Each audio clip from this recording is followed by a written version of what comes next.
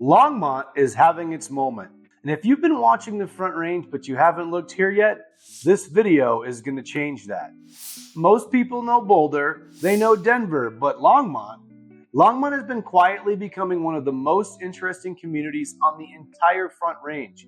And the people who figured that out early are looking very smart right now. I want to take you on a little tour, not just the neighborhoods and the numbers, but the places and the people that make this town feel like somewhere you actually want to be. Let's start with something Longmont does better than almost any small city in Colorado. Left Hand Brewing has been here since 1993. That's over 30 years of craft brewing, 31 Great American Beer Festival medals, and they're known worldwide for their Milk Stout Nitro. Their beer garden is the kind of place where you sit down for one pint and leave 3 hours later. Right down the road, St. Vrain Cidery is pouring 36 rotating taps of award-winning craft ciders, meads, and cocktails, and more. Then you've got Oscar Blues and their Tasty Weasel Tap Room, Wibby Brewing with their German-inspired lagers, Dryland Distillers, and Abbott and Wallace Distilling. This isn't a town that happens to have a brewery. Longmont has one of the most concentrated craft beverage corridors on the entire Front Range.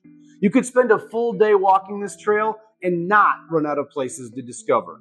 There's a park in southwest Longmont called Kanemoto Park, and in the middle of it is a Tower of Compassion, a 5-story structure built in the style of a traditional Japanese temple, one of the first ever built east of California. During World War II, when Japanese Americans across the country were being interned, the people of Longmont stood by the Kanemoto family. The tower was their way of saying thank you.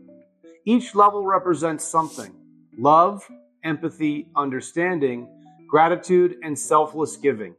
It was just placed on the National Register of Historic Places this month. But that's just one example of what makes Longmont's park system so special. Just a few minutes away is Thompson Park, one of my favorite places in town. If you're looking for huge mature trees, incredible shade on a hot summer day, and the perfect place to spread out a blanket for a picnic, or let the kids burn off some energy on the playground, this is it. It has that classic neighborhood park feel that's becoming harder and harder to find. Then you've got Roosevelt Park right in the heart of downtown. This is really Longmont's community gathering place. Throughout the year, it's home to concerts, festivals, holiday celebrations, and community events. The historic bandshell is an iconic backdrop for summer performances, and in the winter, it transforms into the Longmont Ice Pavilion, where families come out to skate, play hockey, and enjoy one of Colorado's best outdoor winter traditions. The park also features beautiful rose gardens, public art, picnic areas, playgrounds, and over a century of Longmont history. And just on the west side of town, you'll find the Boulder County Fairgrounds, home to the oldest county fair in all of Colorado.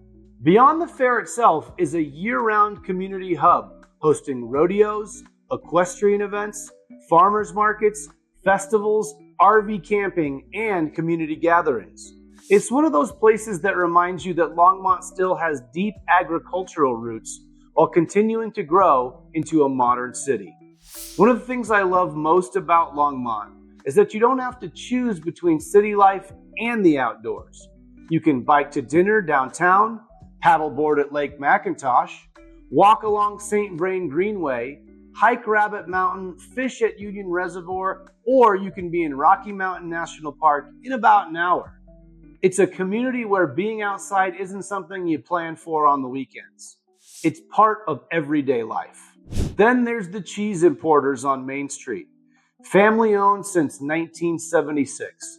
They have the largest walk-in cheese cooler in Colorado with over 350 varieties, a French bistro, and a European marketplace that feels like you stepped into another country. It's the kind of place that makes you fall in love with the town. And the Firehouse Art Center, housed in the original 1907 fire station, rotating exhibits, art classes, and community events. It's a perfect example of how Longmont has reinvented its historic buildings instead of tearing them down.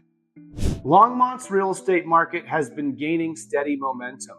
Median prices have been climbing, and the buyers who discovered this community a couple of years ago have positioned themselves really well. The value here compared to Boulder is significant, and as more people figure that out, the gap is going to continue narrowing. This is a community where you're not just buying a house, you're buying into a way of life that most people in the Front Range didn't even know existed yet.